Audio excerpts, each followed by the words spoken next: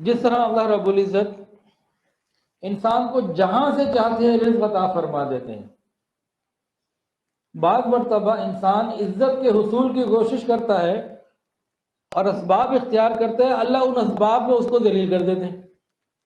حالانکہ اس نے عزت کے لیے اپنائے ہوتے ہیں۔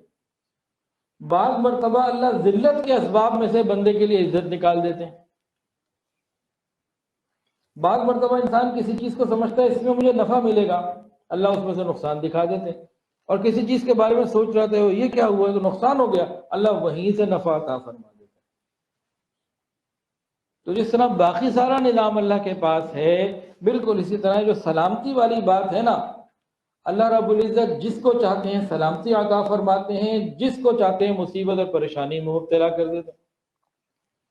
اور جس کے لیے چاہتے ہیں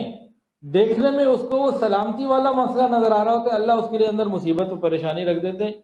اور کئی مرتبہ مصیبت اور پریشانیوں کے نقشوں کے اندر سے اللہ سلامتی نکال دیتے ہیں۔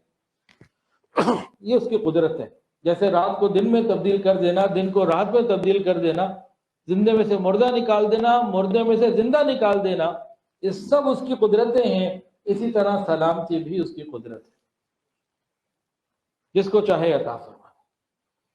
اور ہم سب اللہ رب العزت کی ہر صفت کے محتاج ہیں، اور ہر وقت محتاج ہیں، ہر لمحہ محتاج ہیں، ہم میں سے ہر ایک محتاج ہے۔ اسی طرح السلام، سلامتی دینے والی ذات کے بھی میں اور آپ محتاج